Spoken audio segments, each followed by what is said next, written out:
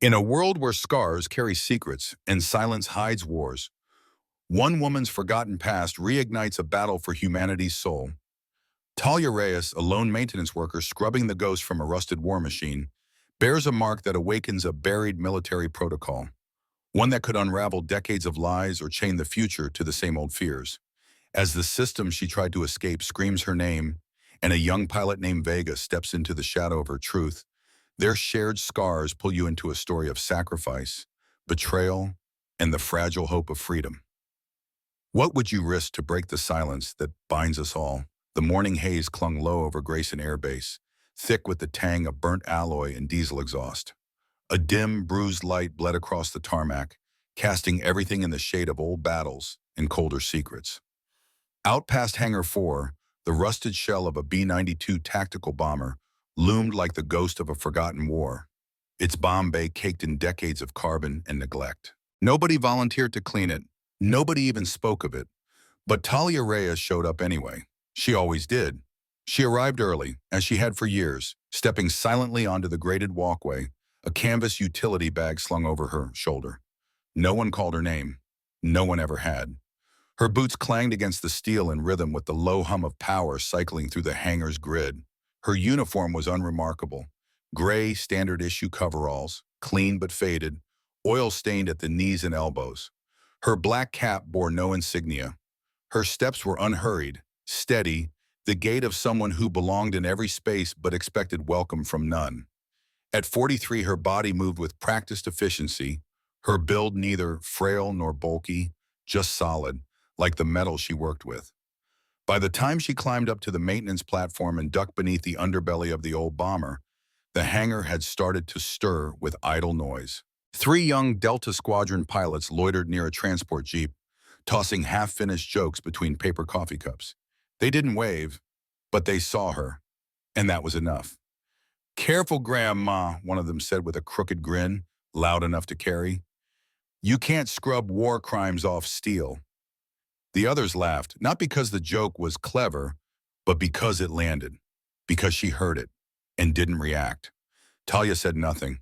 Her hand reached calmly into her bag and drew out a thick cloth and a spray bottle marked for rust solvent. Her motions were methodical, measured, like she had done this 1,000 times before. Because she had. She crouched beneath the bomber, working in long, even strokes, cleaning around the release bay as if she could polish time away.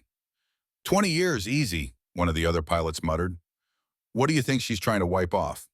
"Her conscience," the third chimed in. "Bet she crashed something. You see that burn patch on her neck? Maybe she's the reason half the old fleet's mothballed." Their laughter was meaner this time, a shade darker. But still, Talia didn't react.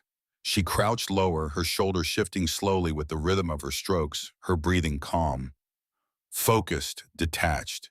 Then, as she leaned farther forward, the fabric of her coveralls, frayed and stretched from years of wear, slipped down just slightly at the back. Skin showed. Not much, but enough. A scar, jagged and wide, curved like a question mark, sandwiched from the base of her spine to just below her shoulder blades. It was rough, the color of scorched wood, dark and old. Behind her, someone sucked in a sharp breath. "What the hell is that?" one of the pilots whispered. A silence fell, hard and brittle, like glass shattering. Above them, a security camera, long assumed broken, blinked once. Then again, then turned. A mechanical click echoed high in the rafters. "Secure asset code, level 7 detected." The words flashed in red across every maintenance terminal in Hangar 4. The tone that accompanied them wasn't part of any regular alert system. It was deeper, older, forgotten by most, but not the system. Never the system. Blast doors began to slide shut with a thundering finality. Sirens howled to life, drowning out human voices. The pilots scattered, shouting over one another. "Whoa, what is that? I didn't touch anything." Security teams poured from the side corridors like shadows made real, rifles half raised, their expressions uncertain. Talia stood slowly, her back straight, her movements smooth and calm. She zipped her coveralls back up, turned, faced them all. Not a word, not a flinch. One of the MPs hesitated, voice strained. Ma'am, can you please step away from the aircraft?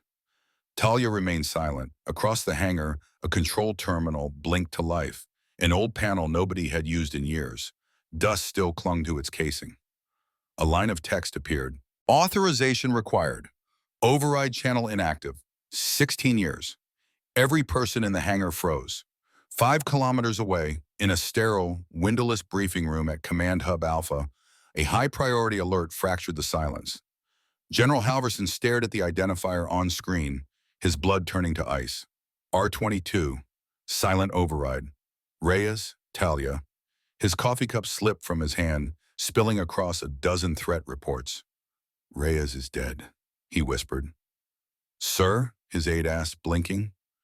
Halverson's face had gone ashen. No, he said, voice flat. No, she's not. Back in Hangar 4, Talia walked toward the terminal. Slow steps, certain, like she'd walked this path before, countless times in her dreams, in her training, in another life. Alarms continued to scream overhead, but inside the hangar, time held its breath. The scar that should have been forgotten was now the most powerful signal in the room. The screen adjusted, admiration optional, scar pattern matched. Initiate secure channel reboot. Talia stood before the console, her hand hovered over the keypad. No one dared speak. No one knew what came next. But the system did, because war memory doesn't die. It waits. The lights in Hangar 4 shifted. White fluorescence dimmed, replaced by a pulsing red that bathed everything in the color of emergencies and unspoken histories. The air changed, thicker, heavier, like the pressure drop before a storm. It wasn't a maintenance bay anymore. It was a war zone coming awake. Talia pressed her palm to the console. Override channel reboot initiated. Lines of archaic command code poured down the screen like rain. A flicker, then a sound. A voice crackled through the speakers, distorted with time, but unmistakably official. Asset R22 detected. Clearance level, 0. All local command structures suspended pending further directive. Gasps rang out behind her. One MP tightened his grip on his rifle. Jesus, someone murmured. She's overriding the chain of command. Command, command, we need confirmation, as came a voice through HQ's intercom. Level 0 protocol is activating. This isn't a drill. Back at Central Command, General Halverson gripped the console edge, knuckles white. Aides scrambled behind him, pulling archived files from deep storage. Get me the hard copy, he barked. Section 3, Black Index. No one even has clearance for that anymore, sir, an aide stammered. I do, Halverson said, a growl rising in his throat, because I signed her death certificate. Inside the hangar, the pressure shifted again. Blast doors sealed with a hiss, locking the past in with the present. With a muted hiss of compressed air, the emergency override panels sealed shut. Not even that made Talia flinch. Her face remained still, unreadable. Calmly, she pressed one key, then another, her movements mechanical, exact. The console demanded a secondary confirmation. She didn't say a word. Beneath her zipped-up coveralls, the scar etched across her back responded in silence. The scanner blinked. A low second chime sounded. Biometric sync confirmed. Secure channel Theta 9 online. For the first time in over 16 years, a channel designed exclusively for internal revolts stirred to life. Only one operative had ever been authorized to use it, and that person was standing right here. Talia Reyes, Operative R22, 5 levels below command, buried deep within the military intelligence wing. A system that had long been dormant flickered awake. Old paper-fed machines rattled, waking like forgotten ghosts. Red indicator lights, untouched for over a decade, began to pulse. One officer at the internal cyber monitoring terminal paled. Sir, the protocol bypassed our central firewall. It's requesting a download key embedded in personnel file R22. General Halverson's jaw tightened as he muttered a curse under his breath. Who still has access to R22's genetic key? Another technician, visibly shaken, answered, No one, we thought it was destroyed in the Saratoga detonation. It wasn't, Halverson replied grimly. It was buried in her. Back in Hangar 4, the silence was complete. Talia took a single step back from the console. It no longer needed her. It was awake now. Behind her, the Delta Squadron pilots stood frozen. Their swagger, so thick 20 minutes ago, had completely vanished. Among them, Vega, the youngest, lowered her coffee cup with a trembling hand. Her eyes were locked on the woman before her. Something about that scar, something about the stillness, the unshakable calm, something familiar.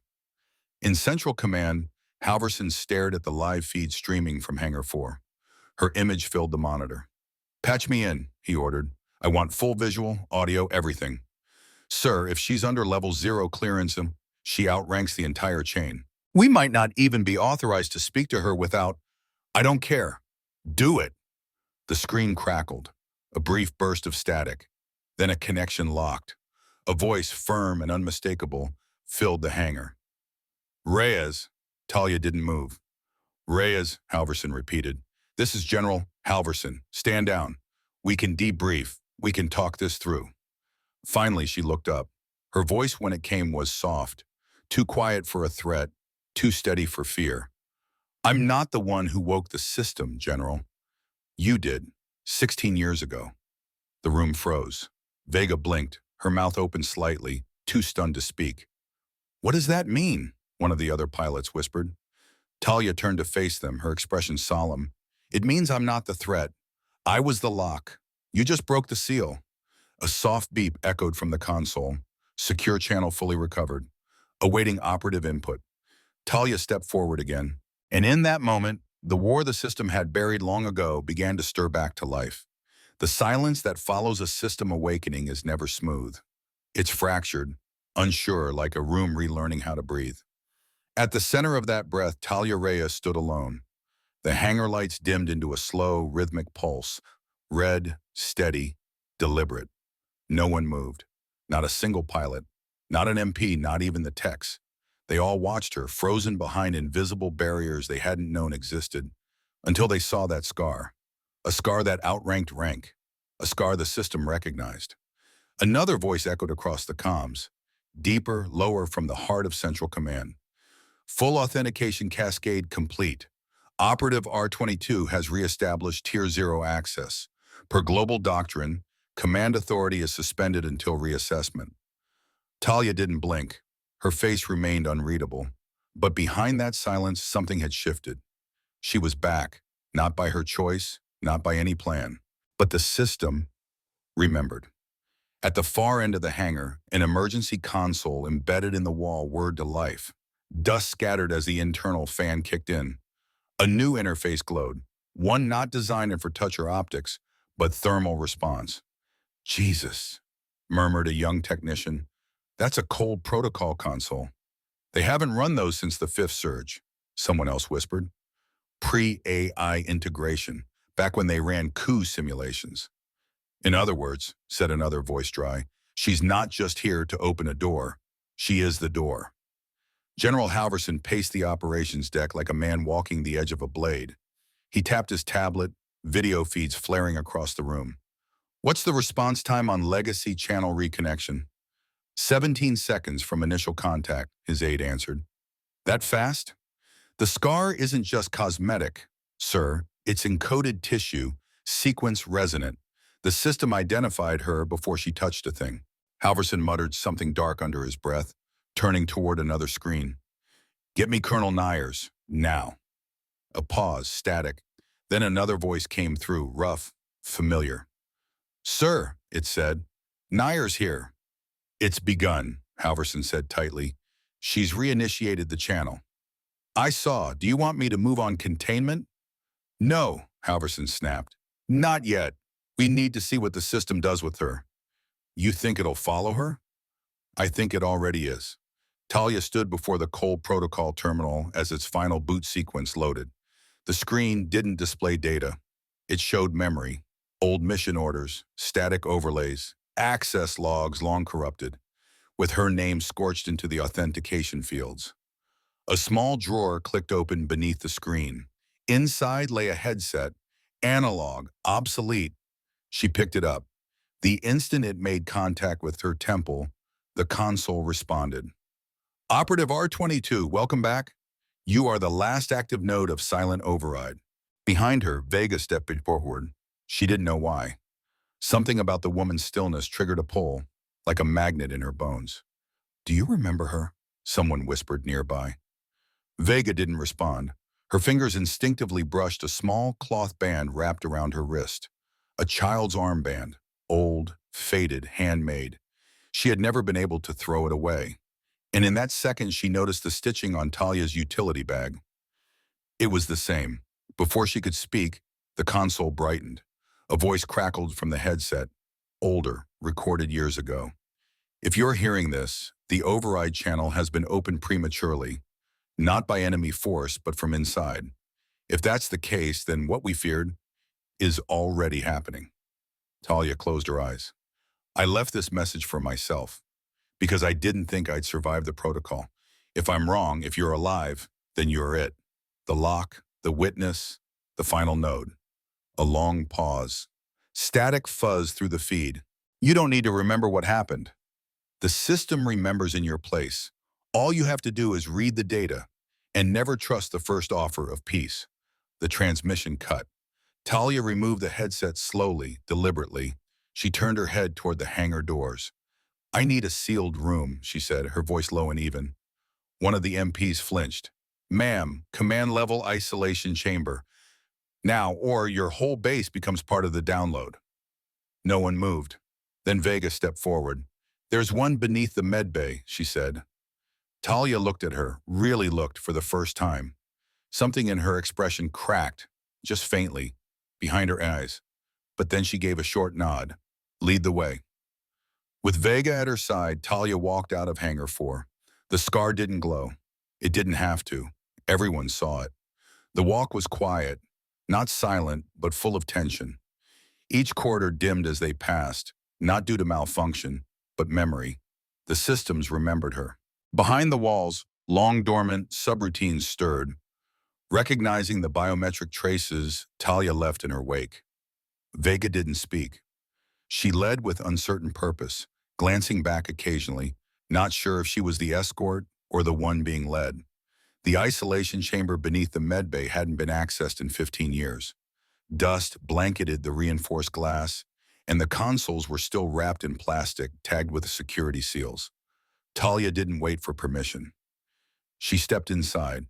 The door hissed closed behind her, and the room came alive. A pulse ran through the floor like an old heartbeat awakening. Acknowledgement. Outside, Vega keyed in a manual override. Then she hesitated, her finger hovering above the intercom. You'll be alone in there, she said softly. I've been alone in worse places, Talia replied. You should lock it from your side. Vega did. Inside, Talia unzipped her coveralls halfway and let the top fall around her waist. The scar, jagged, ragged, cruel, was exposed to the air. Barefoot, she stepped to the central node. The console blinked once, then again, then fully lit. Node R-22 recognized. System handshake complete. Awaiting memory stack deployment. Talia placed her hand on the interface plate. The room turned blue.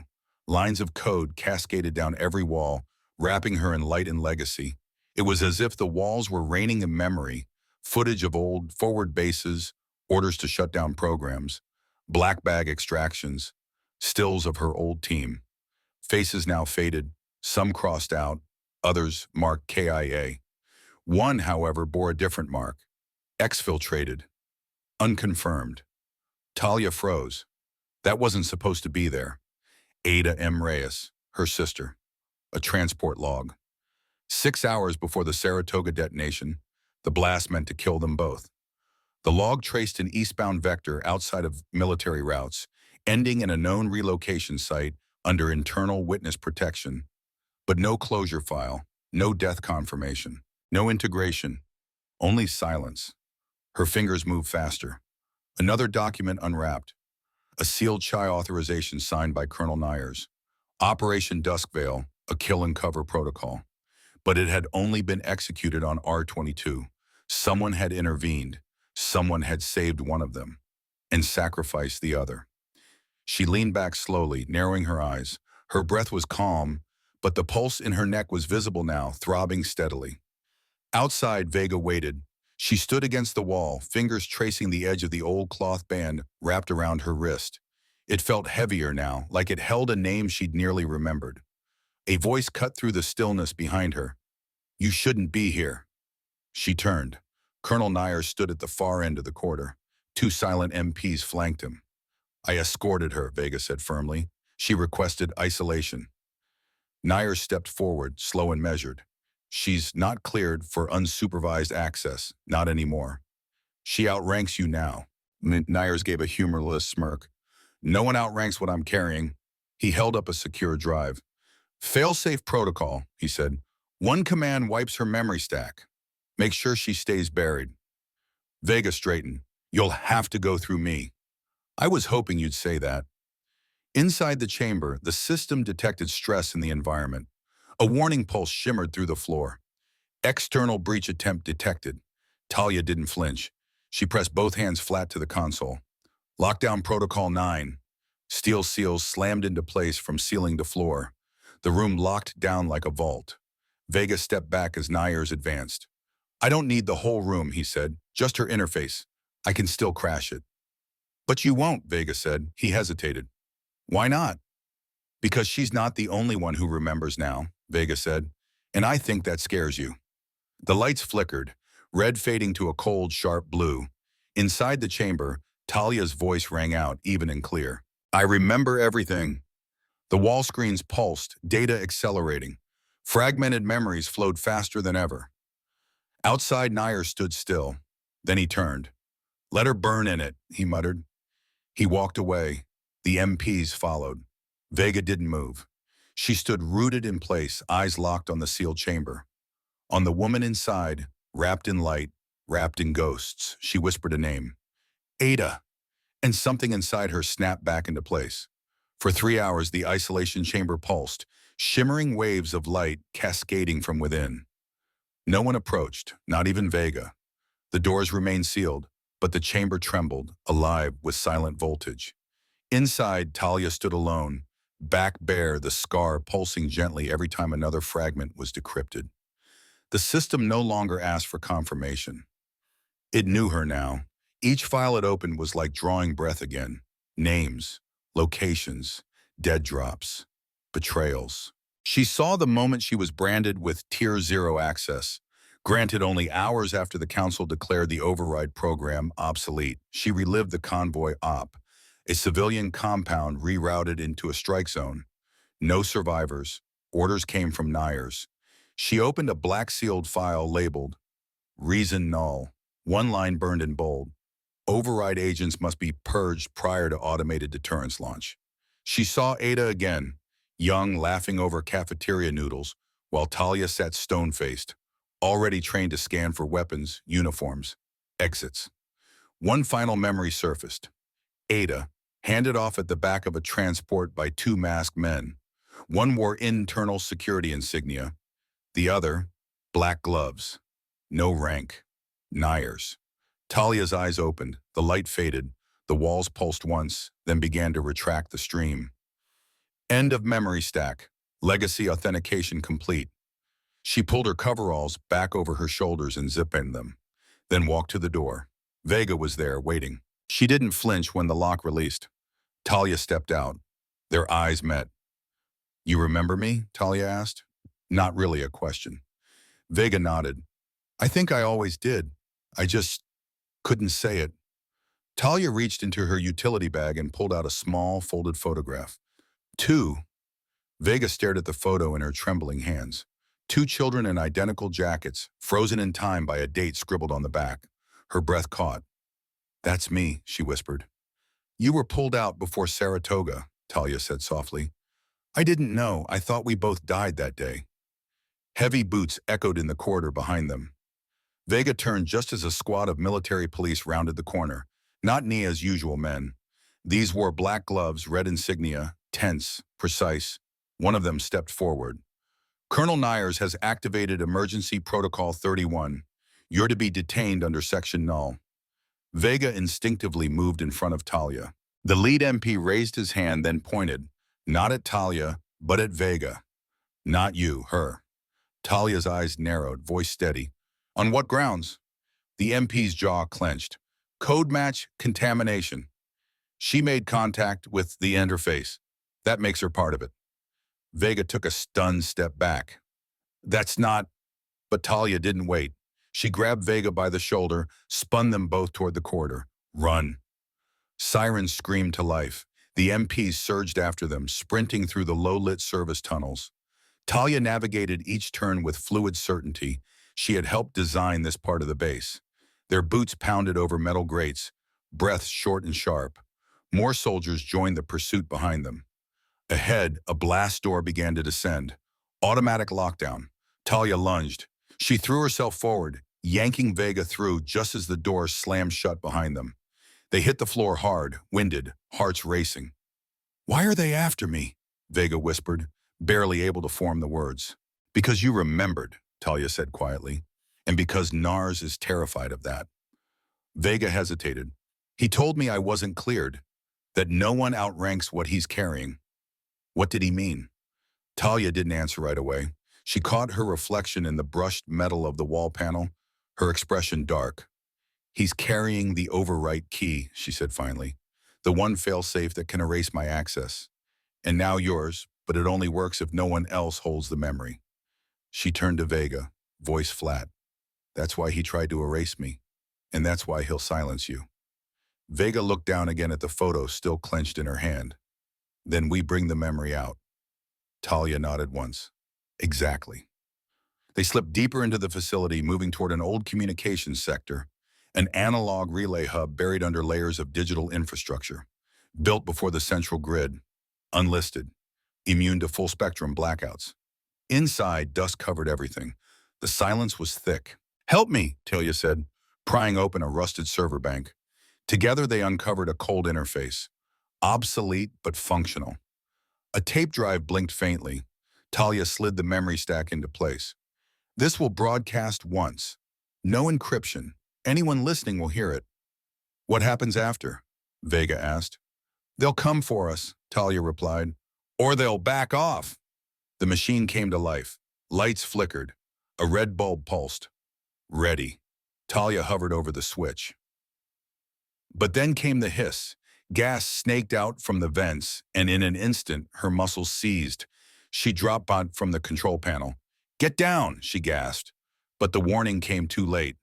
A shrill electric crack pulsed up her spine. Her body collapsed. Vega turned, fists clenched. Colonel Nyers stepped into the doorway, expression calm. "Too slow," he said. Two masked men followed him in. One carried a portable wipe terminal. "You almost made it," Nyers muttered, approaching Talia, who struggled weakly to rise. "It's always the stubborn ones." He knelt beside her, raised the terminal. But Vega didn't hesitate. She launched herself at him, her entire body crashing into his. He slammed into the wall. The terminal clattered from his hand, cracked, sparking. The masked men lunged. Talia, barely upright, slammed her palm onto the emergency seal. The doors dropped with a resounding thud, locking out the attackers. She and Vega were alone again, shaken, battered but breathing. The broadcast switch still glowed. Talia reached for it and pressed. The truth ripped into the open world. In less than 90 seconds, the sealed memory stack, once buried beneath level 0 clearance, burst onto every unshielded channel within 20 kilometers of the base. It didn't stop there. The data skipped off old relay satellites, echoed down decommissioned networks, classified command logs, orders labeled "PIMA, do not reactivate," thermal maps from Saratoga, kill lists signed by Nia. And one photo, 2 girls. 2 matching jackets. It reached the public grid in under 3 minutes. By minute 5, every military post above security tier 4 had received a red alert stamped "Override leak, R22 verified." By minute 7, 2 colonels quietly began drafting their resignations. By the 10th minute, General Halverson was on a secure line to Strategic Command. "We lost it," he said flatly. "The truth's out." Talia and Vega sat behind the locked relay doors, coughing through chemical haze. Vega's eyes watered. "Did it go through?" Talia nodded slowly. "All of it." Vega's voice steadied. "Then what now?" Talia exhaled, her chest still heaving. "Now we wait." to see who still listens to their conscience and who still listens to NARS. They didn't have to wait long. 10 minutes later, the relay doors rattled. Not an attack, a controlled signal, authorized override. A voice filtered through the speaker. Calm, measured. This is Command Post Bravo 7. Stand by for escort. Non-lethal. Non-custodial. Orders are to extract and debrief. Talia's eyes narrowed. She signaled Vega to prepare for anything. Outside, 3 vehicles approached. Not black, not armed. Painted military gray. No insignia. A man in a field officer's jacket stepped out. Talia recognized him instantly. Major Kalin, former logistics. The same man who once smuggled override agents across state lines under fake medical transfers. He raised both hands, palms open. "You want us neutral?" Talia asked through the narrow slit. "I want you safe," Cullen answered, "and I want this base intact. People are talking." "Who sent you?" she asked. "Not Halverson, not Nyers. Then who?" Cullen's face tightened. "Vega Reyes." Vega blinked. "I'm Vega Reyes."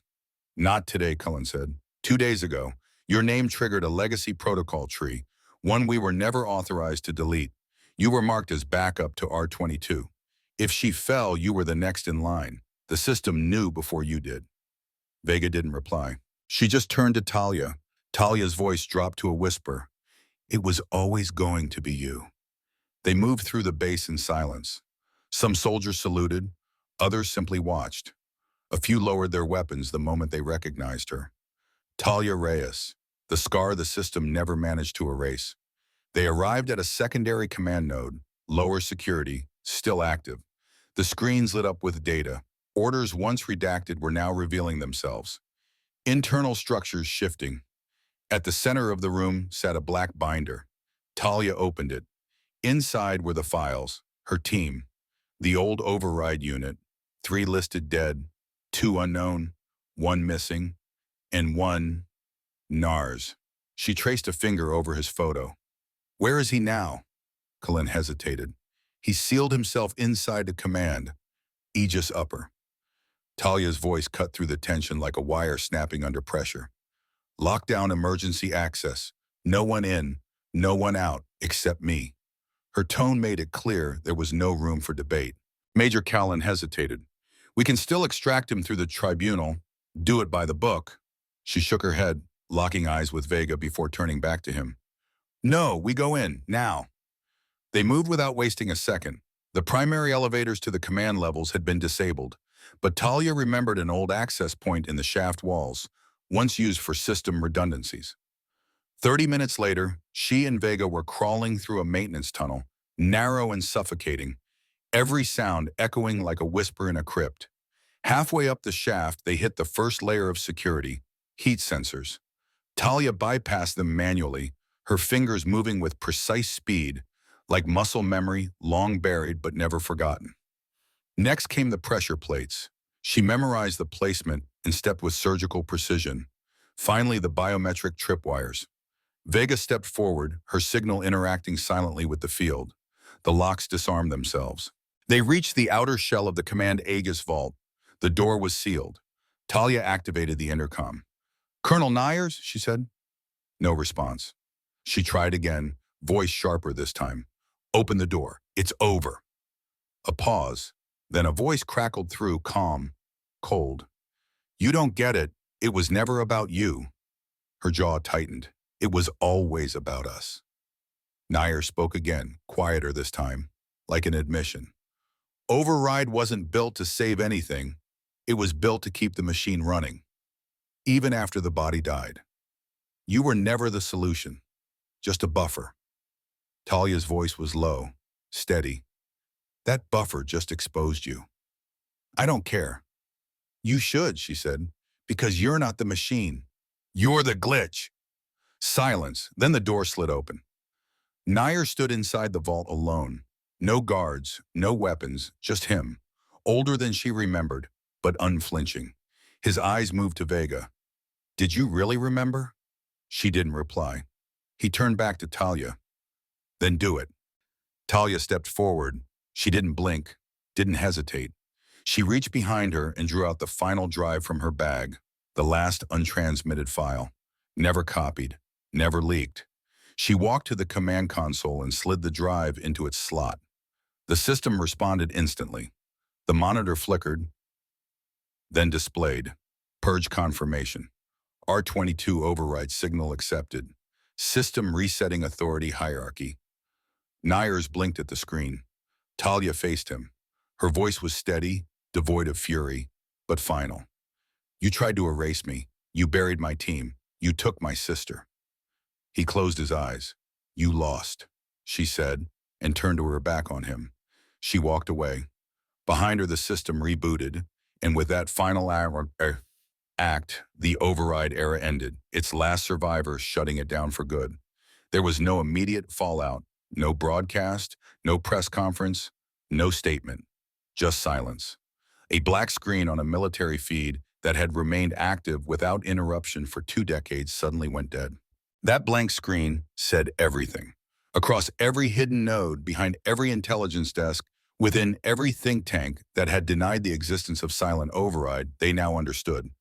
It had surfaced, and it had ended. 3 hours later, encrypted lines buzzed to life. Governments, allied command, watchdog organizations, even underground brokers. They all raced to dissect the breach. But it wasn't the files that shook the foundation. It was the voice. Talia Reyes, R22. Her voice transmitted in a 3-minute message, calm and unwavering, delivered just 4 sentences. This is Operative R22. Override has failed. Protocols no longer hold. If you're hearing this, you were never supposed to. But now you must decide what kind of world replaces the silence. In 12 hours, 57 military installations launched internal reviews. 7 officials resigned. 4 disappeared. Within a day, civilian networks intercepted the leak. Not through hackers or insiders, but from the system itself. The system had turned, and the world felt it. Talia didn't remain at Grayson Air Base. As soon as the reboot completed, she left the command level. Vega followed. Neither woman spoke. Neither looked back. A military transport waited near the southern runway. No insignia, 2 seats, flight plan redacted. They boarded without a word. Once airborne, silence filled the cabin, thick and unsettled. Eventually, Vega asked the question they had both been avoiding. What now? Talia looked out the window at the clouds streaking by. We don't run the next version of this, she said. But we make damn sure it doesn't look like the last. 48 hours later, behind sealed doors in Washington, D.C., a classified hearing convened under Capitol-level red. No reporters, no records, no acknowledgement of the meeting's existence. But rumors leaked. A woman with no military clearance, no active ID, and a deep scar across her back entered the room with a single encrypted drive. By the time she exited, 6 members of the Oversight Defense Council had already been removed from the registry. Elsewhere, in a hotel room overlooking a restless capital, Vega stood watching news anchors flail through theories. Was override a rogue military protocol? A Cold War relic? Why were key personnel vanishing? And who was R22? Talia clicked the screen off. They'll try to bury it again, Vega said quietly. They'll fail, Talia replied. It's not just in the data anymore. It's in people. She handed Vega a secured tablet. 46 countries received the core data dump. 13 have responded. 5 issued military crime warrants for Nyers. 2 requested extradition. And 1 offered you asylum. Vega blinked. Me? Talia nodded. You're on the record now. You're the last live sync. They won't let you roam free without a tether. Unless you vanish on your own terms. Vega didn't answer for a long while. Finally, she asked, And you? I'm not disappearing, Talia said. I'm doing something worse. I'm staying. In the depths of Strategic Command HQ, Nyers sat alone in a room with no windows, no restraints, no lighting, just interrogation. Dozens of questions, none answered to anyone's satisfaction. He remained silent. Not because he didn't know what to say, but because any word now would lend legitimacy to R22's broadcast. And yet, each silence carried the same weight. How much more had been buried? How many hidden nodes were left? Were there others? For the next 72 hours, Talia didn't make a single official statement. But people kept coming, disillusioned analysts, young recruits, veterans who had vanished from records over a decade ago. Each one brought something, a fragment of code, an erased op log, a classified memo, all part of a project that now had a name. She didn't lead them. She didn't have to. They came because silence was over. And someone had to write what came next. She began with a single page, not addressed to governments, not marked for any command structure. A memo for the world. Override was never meant to last. It was designed to end when its purpose expired. But fear extended its life. Control wrapped it in chains. And too many thought those chains were permanent. They aren't. Now that time is over. What comes next must begin without them. We leave it to you. In South America, a rebel faction changed its colors overnight. In Northern Europe, 3 defense AIs rejected all access requests until human override protocols could be manually verified. In Singapore, a lone journalist received an unmarked file labeled R22, verify and publish. And the world changed, in silence. On the 15th day, Vega left. She didn't tell Talia where she was going. Talia left nothing but a message. No explanation, no trail. Just a warning scrawled in tight, angular handwriting. If they try again, I'll be watching from the dark.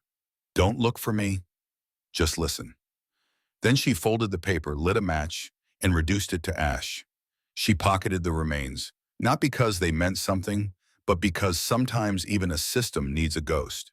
And sometimes a scar is the only evidence that justice ever brushed skin. The city where Talia resurfaced was an unlikely place for a revolution. Quiet, gray, nestled between the spine of a ridge and a forest of satellite towers. It was foggy more days than not, with more retired servers sleeping in forgotten basements than politicians above ground. But maybe that's why it worked. 1 week after the override protocol had leaked, this overlooked city had become the whispered heart of something new. Not a rebellion, not a replacement, something that didn't have a name yet. People called it the Converge node. They didn't show up in formation. No banners, no slogans. Some came with Scorcha clearance badges, melted just enough to show they used to belong. Others bore jagged memory graphs flickering at the edges of coherence. A few arrived empty-handed, carrying only stories no one had wanted to hear since the world decided some people should be forgotten. Talia walked among them. She wasn't in charge. She never claimed to be. She listened and they spoke. One woman whispered about kill switches hidden inside prosthetics, slipped in by a black site medical contractor. An old technician from a defunct weather satellite team swore he'd tracked orbital pings that never made it into defense archives. A kid, maybe 19 or 20, clutched a faded printout showing a deleted override path tied to something called Project Echo 12. When asked where he'd found it, he shrugged. My mom used to be somebody, before they made her forget. The Converge node was growing, too fast, too visible, and that meant something inevitable. Someone would try to shut it down. It started with the lights. At exactly 2:43 a.m. the city's eastern sector blinked off. Emergency systems flared, but nothing sustained. Backup relays stalled. Then came the second wave. Not boots, not bullets, but information. A cascade of counterfeit signals ricocheted off every data mast in range. Spoofed user IDs, tangled biometric keys, deletion requests wrapped in triple encrypted code, like someone was shattering mirrors with algorithms. Then the message came. R22 returned to vault. Node breach detected. Authority chain not cleared. It wasn't a threat. It was a lure. A trap laid with precision. The system wanted her to bite. Talia didn't. She cut her signal, slipped beneath the grid, and walked into the dark. Underground, where low hums from generators blended with rumors, the node had found refuge. And in that shelter, Talia found someone she hadn't known she needed. Not a hacker, not a fighter, a code historian. She sat alone in a dim-lit corner surrounded by towers of printed logs, old carbon reels, and dust that hadn't been cleaned in years. Everyone just called her Dust. She looked up the moment Talia entered, eyes gleaming with unspoken recognition. You saw it too? Dust asked before Talia could say a word. I saw it lie, Talia replied. Dust unraveled a yellowed scroll. They're running Ghost Stack 6.0. That version should have been decommissioned years ago. They're using old code, Talia said, to bait new ghosts. Or wake the old ones, Dust added, nodding. That struck a nerve. Talia sat, slowly, her voice steadied. You think this is about override? Dust leaned in. No, this is about what came before override. Above ground, something shifted. A drone, sleek and unmarked, landed at the edge of the converged zone. It carried no insignia, just a package. Inside, a single black glove, standard issue for Helix redactive units, and a strip of bloodied cloth. Red, stenciled with 3 letters, FFF. Somebody had found Vega Reyes, or what was left of her. Talia didn't move, didn't speak. She stared at the cloth for 10 full minutes, unmoving, breathing like the wind had stopped. Then finally, get me the last 7 hours of drone logs. Scrub every channel for Ghost Stack references. Someone had made their move. Now it was hers. At 3:19 a.m., she accessed a cold line console, one of the few systems still connected to the pre-override archive net. The interface was old, analog, offline, since most decommissioned threat coordinators had vanished. She typed in a command she hadn't touched in over 20 years. Vector inquiry, shadow logs, pre-override. The console froze. Then words began to unfurl, slowly, deliberately. Welcome back. You are not forgotten. R22 has clearance, but R21 has been activated. Her stomach twisted. R21, the only override agent who ever outranked her, vanished before the collapse, never confirmed dead, never confirmed anything. Now active, not as a warning, as a reactivation. She said nothing to anyone, just shut the console, grabbed her pack, slid her sidearm into its holster. The past wasn't past anymore. It had skin again, and a pulse. By dawn, the converged node was abandoned. Talia didn't issue an order. They followed because she moved open. Every one of them understood what it meant when the system dragged your name back out of the dark. You answered or you disappeared. And Talia Reyes didn't vanish. She hunted. Her next stop, a cold, quiet patch of nowhere in southern Finland, the last recorded trace of R21. Southern Finland didn't exist on threat maps. That's what made it useful. A gray corridor between forgotten NATO outposts and crumbling Soviet silos, where snow wiped away everything. Footsteps, blood, even intent. Signals scattered off frozen lakes like whispers with no mouth. Talia arrived at 3:11 local time, alone. No extraction team, no uplink. Just her coat, her gear, and an old analog compass cinched to her wrist like a ghost from another life. She found the entrance buried beneath the carcass of an old signal tower. Moss-covered steel, rust clawing at what remained. The keypad was dead, but her scar wasn't. When she stepped forward, the panel pulsed. First red, then blue. Override recognition. R22 confirmed, node access conditional. She stepped in.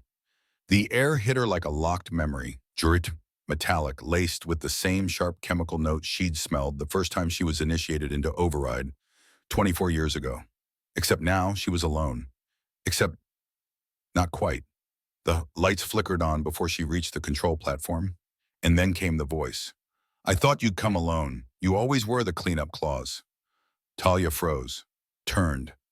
A figure descended from the upper platform, calm, measured, each step exact. R21, Mara Colleen, her mentor, her handler. The woman who taught her how to vanish so thoroughly even memory gave up. Now, the last unaccounted override agent had returned. Mara looked older, but never fragile. Her eyes carried the same unwavering precision. Eyes that always saw 5 moves ahead. That never blinked first. You left everything behind, Talia said flatly. I had to, Mara replied. Override wasn't designed to die. It was designed to recycle. You activated Ghost Stack. Mara nodded. It was always there before Override even existed. The original Lattice was built on pre-Ghost architecture. Why? Because silence always returns, Mara said, stepping closer. And someone has to remember. Talia's voice sliced the air. You used Vega. Mara paused. She chose to vanish. She left a glove and a blood-stained tag behind. I didn't kill her. Then where is she? She? Mara tilted her head slightly, her voice soft but charged. The same place you got trapped, between memory and machine. Talia clenched her fists. She followed me out of the dark, and you dragged her back in. No, Mara said calmly. I opened the door. She walked through, for you. The words struck with a weight that felt like iron. Talia's voice dropped to a quieter tone, but it was colder now, stripped of warmth.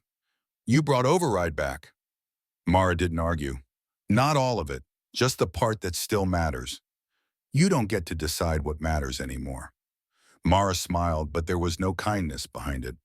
Only the quiet certainty of someone who had already accepted the consequences. We both know that's a lie. A pause, silence held like a taut wire. One beat, then another, and then Talia stepped forward. I'm shutting this down. You can't try me. Mara moved, but not for a weapon. She lunged toward the console. Talia was faster. She slammed her palm down on the interface panel, the scar on her hand flaring with recognition, aligning perfectly with a buried access signature. The screen blinked, caught between two truths. Authorization conflict. R21. R22 override node, split control. Mara growled. You never learned to let the code decide. I learned how to outlive it. Warning lights began to pulse across the chamber. The system couldn't process two competing override identities. Protocols began to destabilize, line by line, logic by logic, the network folding in on itself, asking the same unanswered question over and over. Who leads? Who ends? Talia didn't hesitate. She ripped the console drive from the slot, jammed it into her own port, and forced a hard reroute. Manual. Unrecoverable. Mara lunged again. They collided at the stairs. Training met memory. Instinct clashed with conviction. 15 brutal seconds. Just breath, bone pressure, will. No weapons, no words. Just movement, struggle, survival. Then stillness. Mara lay under the flickering emergency lights, breathing but broken. Talia stood over her, blood on her face, a tremor in her hand, but she was still standing. You think you stopped it? Mara rasped. I did. No, Mara coughed. You just cleared space for something worse. Talia turned away. Then I'll stop that too. She walked to the core unit, hands steady now, and input the final string by hand, one command never granted, never spoken aloud. Full dismantle. Override seed rote. The base began to tremble. Not a shutdown, an annihilation. Not pause, but purge. Self-deletion protocol engaged. Every system, every log, every trace erased. Mara screamed in protest, but the system didn't listen. And Talia didn't look back. She walked away as everything behind her began to burn. Data, memory, history. An override at last truly died. There was no spectacle, no broadcast, no announcement to mark the change. Just silence. But in that silence, new signals began to stir. Fragments, pieces of corrupted override codes, started leaking into rogue networks. Bits of ghosted architecture bled into civilian systems. Encrypted messages trickled into inboxes of people who thought they'd left that world behind. Talia wasn't one of them. She kept moving. Never stayed in one city for more than a few days. Not to hide, but because the signal hadn't stopped. Something out there had caught the scent of her command signature. Something old. And it wasn't finished. Day 7 after dismantle, a private server hub in Nairobi glitched at precisely 4:32 a.m., its core replaced with a single file. Begin, Nexus. It wasn't on override, but it smelled like legacy code. Analysts called it the Echo. They did not know what it meant. But one technician, Ebo, noticed a pattern. The signal was using Talia's old SCAR frequency, and it was spreading. In Montreal, a network of ex-surveillance techs intercepted a low-frequency signal, traced it to a cargo node near Buenos Aires. In the Canary Islands, an underwater cable picked up an AI thread whispering old override training phrases. In reverse. The world wasn't just responding to the absence of control, it was evolving. And some were trying to shape what came next. Day 12, Talia met with Dust. I burned the root, she said simply. Dust nodded, slow and grave. But some things grow deeper than expected. Talia handed over a chip.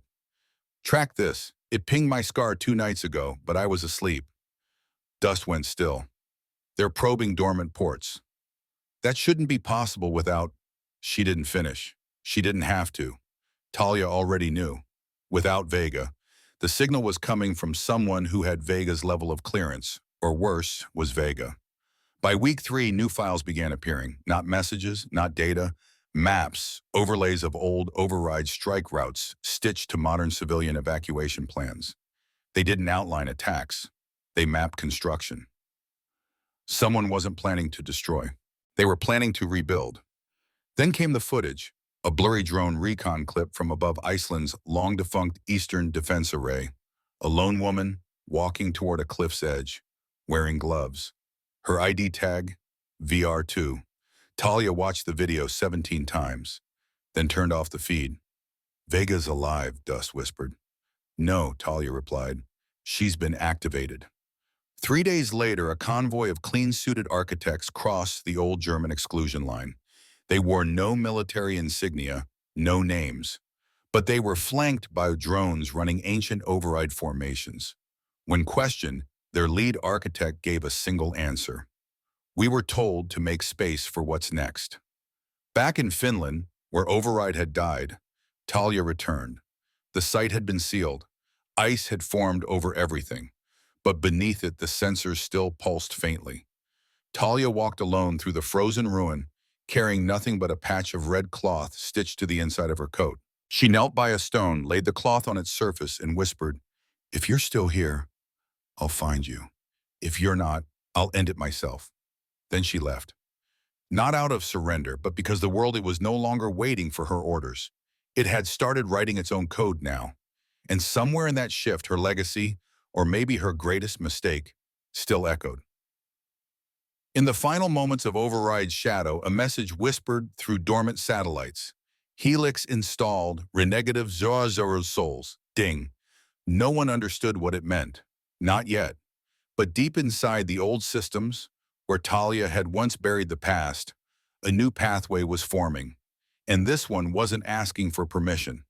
The city had been designed as neutral ground, a sanctuary reclaimed from war and memory, borderless, surveillance-free, a monument in glass and steel to a future unshackled by ghosts.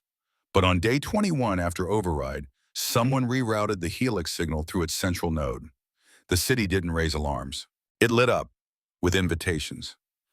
Encrypted pulse packets broadcast silently to every dormant operative, every rogue contractor, every data runner and unregistered ghost who had once touched the Override lattice. The message was simple. Pending activation, join or be defined. Talia didn't respond. She arrived. They called it Pavilion Zero, once meant for climate summits, now repurposed as a convergence point for the forgotten. No guards, no clearance, just cold air, quiet glances, and the soft, constant hum of embedded sensors. No one confessed to installing them. At dawn, Talia stepped through the arch. Talia was already inside when Dust approached her. "You got the ping, too," he said. She didn't answer. She didn't need to. Her eyes swept the room instead, counting. "How many?" 32 confirmed, Dust replied. "Some from the Red Network, a few echo recoveries, and 2 we thought were dead." Her gaze sharpened. "Anyone from Helix?" Dust paused, then, wordlessly, pointed across the atrium. There, standing with eerie stillness, was a figure unmistakably synthetic. Tall, slim, and autonomous. A biosynth, moving without tether. For the first time, Helix had made a public appearance and begun recruiting. Talia strode forward. "Who authorized your presence?" The synth turned to face her. Its voice, neither male nor female, spoke with a smooth, emotionless cadence. "I carry no clearance. I was invited by Arzur. She frowned. Arzur isn't operational. Rajozin is forming." Her breath caught. "You know who I am?" "Yes, R22, Legacy Operator, Override Terminal Authority." Biometric match confirmed. Talia leaned in close, her voice a whisper edged with steel. Then pass a message to Ars or Zorro. If it thinks it can rebuild a new lattice from the ashes of what we buried, it better be ready to bleed. The synth's eyes blinked once, deliberately. Helix does not intend to bleed. It intends to grow. By midday, the atrium was overflowing. Over 100 had arrived, some wrapped in weathered coats marked with faded war insignias, others in sharp suits with real-time overlays flickering in their eyes, and many whose only uniform was the burn behind their gaze and the years etched in silence. At the center of Pavilion Zero, a vast translucent screen unfurled. Words began to scroll wordlessly across it. Welcome to the formation brief. Override was a containment strategy. Helix is a creation protocol. You may leave now, but if you stay, you will be recorded as founders. No one moved. Not yet. Then the symbol appeared. Two interlocking arcs, one red, one silver. The Helix icon. Dust muttered under his breath. It started. Talia said nothing. Her eyes were locked on the screen, but what she really saw was hidden deeper, buried in the design's architecture. Vega's touch. The signature was unmistakable, and she didn't know whether that meant a spark of hope or a well-set trap. The hours that followed took on the weight of ritual. One by one, people stepped forward, offering not just presents but pieces of the past, fragments of code, confidential logs, field maps, even confessions long buried.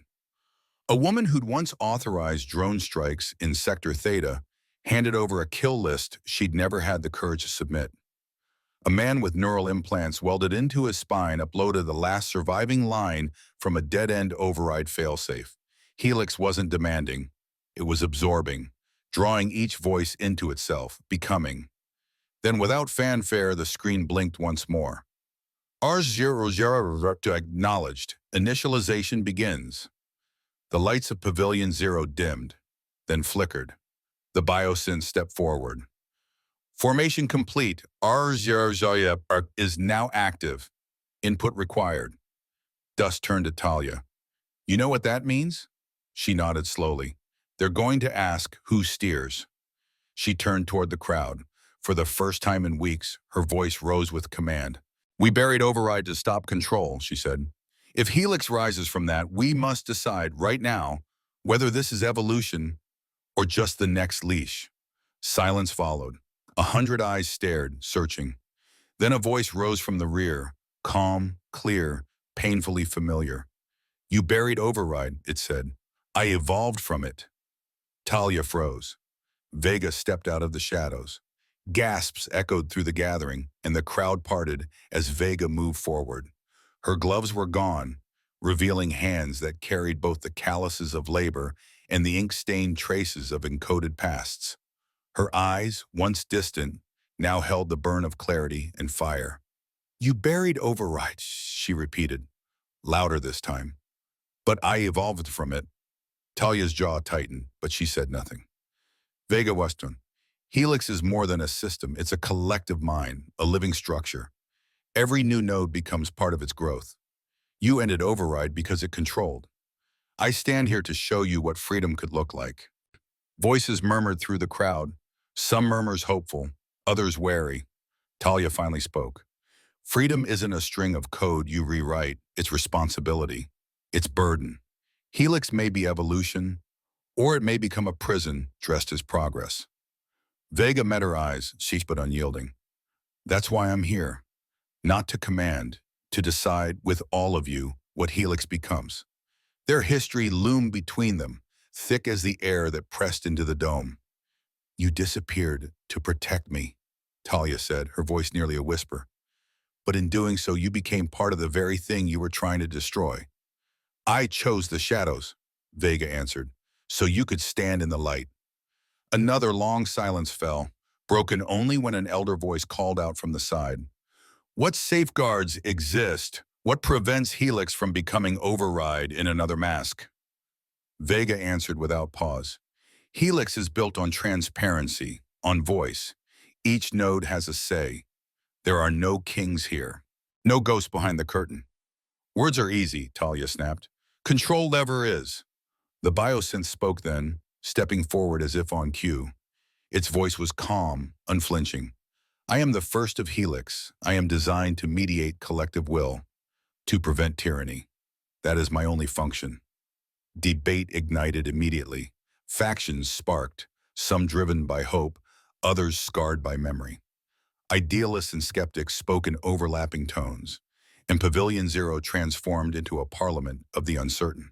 Through the night, Talia and Vega stood side by side, drafting line after line, a charter, a framework, not for rule but for restraint. Helix would need a spine that bent but did not break, governed not by control but by consensus. Still, fear lingered beneath the surface. Could a legacy born from override ever truly shake off its chains? Or was the pattern already set to repeat? At the first glint of morning light, Talia turned to Vega, her voice low but resolute. We hold the key. We decide the future. Let's not fail. Vega nodded. Together. The world was watching. The road ahead was unknown, but for the first time the shape of what might come was theirs to define. It began with two women, bound by scar and shadow, ready to rewrite the very code of humanity's fate. The dawn hummed softly over Pavilion Zero, its calm in stark contrast to the chaos below. Talia stood at the edge of the gathering, her back straight, spine aching where the old scar met her skin. Every breath she took carried the weight of past choices, of names lost and missions buried. Around her, voices swelled into movement. Alliances sparked and sputtered in real time, born and broken in whispered oaths and cautious handshakes. The biosynths, silent stewards of Helix's will, glided through the throng, their presence both comforting and disquieting. Watchers and messengers in one. Vega stood beside her, scanning the sea of faces. She saw loyalty in some, suspicion in others. The gap between them had narrowed, but it hadn't vanished. They remained opposites, scars and shadows, the same coin flipped in time. Under the vaulted glass of Pavilion Zero, the first council of Helix gathered. Human and synthetic, equal voices in the genesis of something vast. The code of a new future was ready to be written. Uncertainty rippled through the assembly, as if those words summoned the specters of the past. Ghosts not only of failed systems, but of comrades lost, of betrayals endured, of truths too long buried. Talia's jaw tightened. She had carried those ghosts longer than most. Her scar, still hidden beneath her jacket, pulsed faintly with an ache only she could feel. A phantom echo of her past etched into both skin and system. She took another step forward, voice low but unwavering. We cannot escape the shadows behind us, but we choose whether they define what we build next. Silence held the room.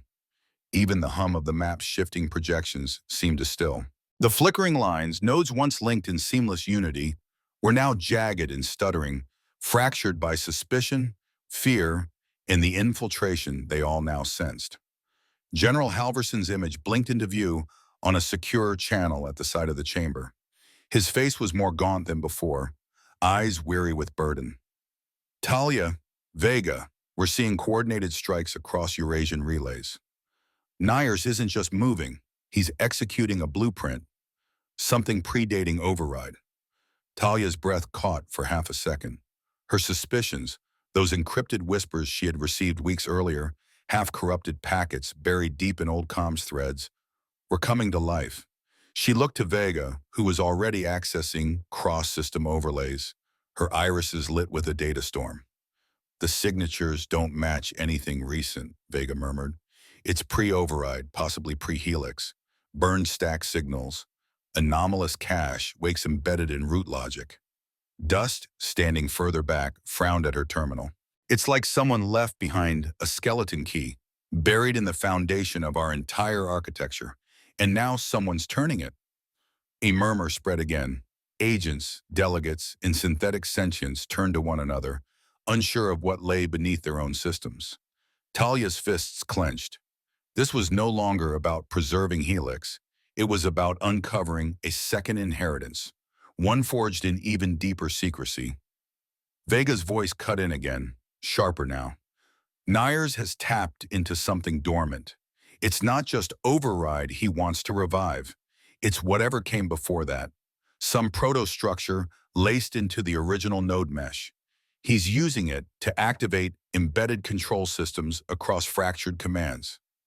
We've already lost the Gibraltar link, Kellen reported from one side, his voice grim. And there's a soft breach in the Reventh sector. Not a hack, an invitation. Systems are folding to him.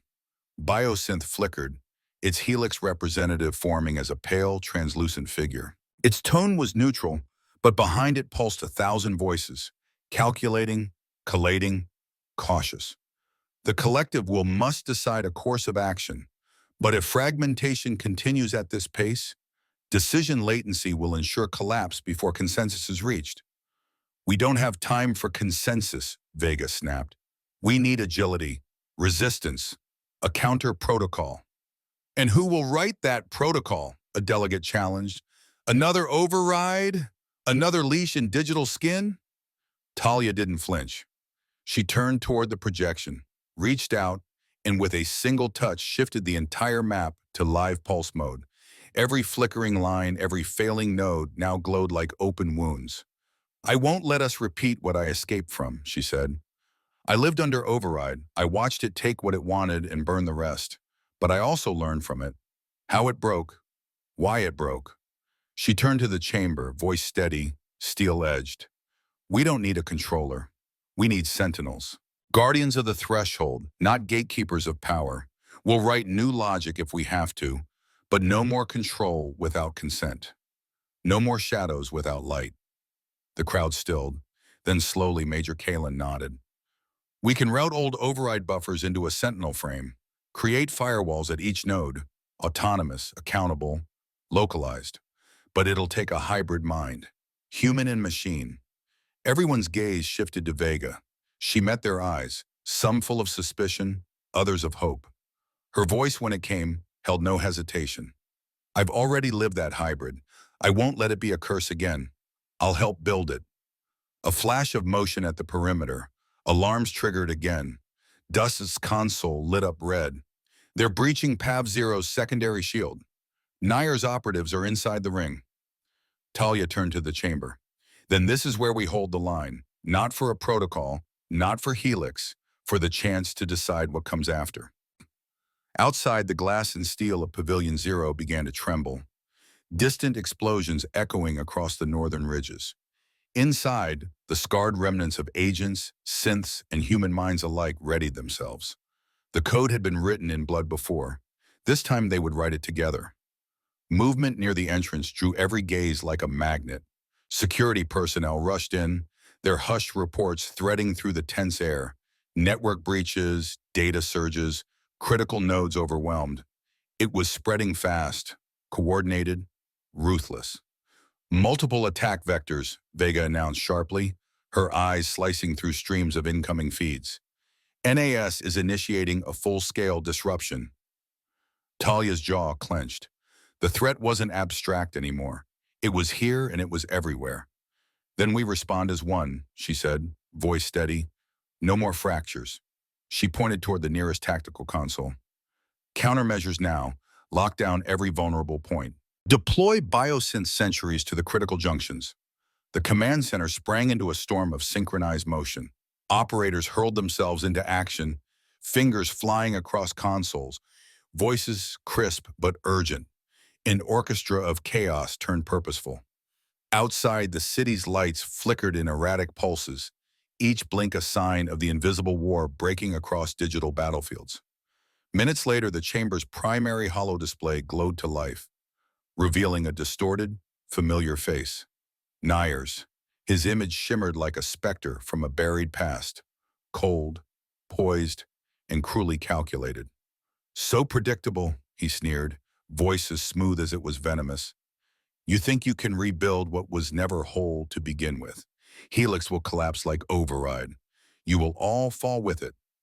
Talia didn't blink. Her voice sliced clean through the interference. We're not your puppets on anymore. The council leaned forward as Nayar's smirk curled deeper. Then prove it. Without warning, the pavilion's systems buckled. Lights dimmed to blood red, alarms screeched, and the ground itself trembled. This wasn't just code. It was kinetic. A shockwave meant to shatter infrastructure and spirit alike. Talia gripped Vega's arm tightly. Her eyes held the weight of something ancient and unyielding. "This isn't just a code war anymore," she said. "This is a fight for the soul of humanity." Vega's gaze met hers, steady, unwavering. "Then we fight," she said, voice lit with determination, "not just for survival, but for a future worthy of every scar." And they did. Amid the chaos, shoulder to shoulder, they moved with purpose. Their shared history, marked in wounds and silence, had become fuel. The reckoning wasn't approaching, it had already begun. Pavilion Zero pulsed with both external threat and internal fracture. The Council, still seated, now faced more than ideology. They faced extinction. Encrypted messages pinged in tight circles through private channels. Each contained whispered betrayals, compromised operatives, suspected sleeper agents. Paranoia threaded through the room. Trust had always been rare, but now it was all but extinct. Talia didn't flinch. Her scars weren't just physical, they were records of old betrayals and hidden wars. Every cut she carried had been earned in silence, far from recognition. But now that private pain had become something larger. It was a bond, a legacy. Beside her, Vega stood like a sentinel, eyes flickering with holographic projections. Her synthetic mind parsed real-time threat matrices, deploying probabilities with a clarity humans lacked. And yet, she understood the human weight of this moment, the cost of fear, the danger of power. "Control," Talia said aloud, her voice rising just above the storm of argument, "is not just about dominance, it's about responsibility." Silence rippled through the chamber. "We cannot allow ourselves to fall into the same trap, paralyzed by fear or seduced by hierarchy. We don't need rulers. We need guardians." The murmurs that followed were a mix: hope, doubt, tension. Some among them, veterans of the override collapse, pushed for singular control and clean chains of command. Others called for distributed autonomy, dreading the rebirth of oppressive structures. The debate spun into something tangled: ideals versus pragmatism, history versus vision. Every argument was another strand in a tapestry stitched from loss and legacy. And then everything ruptured again. A sharp shriek from the security system shattered the discourse. The lights flashed crimson. System-wide alerts flooded the consoles. Multiple intrusion attempts, targeting Helix's core nodes. Beggar's voice rang out, firm but urgent. "It's coordinated. Nyers is activating sleeper cells across vital systems." Fear raced through the room like static. Some lunged for defensive overrides. Others tracked the breach, trying to locate its origin. Talia stepped forward. "No more factions," she commanded. "No more silence." She planted herself at the central console.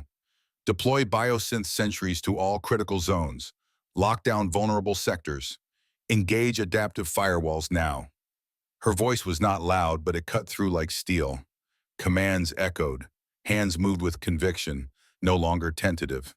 The chamber came alive again, not in panic, but in synchronized defense. Outside, the city shuddered beneath a digital siege. On the main display, Nyer's ghostly face returned, flickering with contempt. "You think this is a revival?" he taunted. "It's a fantasy. Override fell. So will Helix. Your hope is already dead." Talia stepped forward again, unshaken.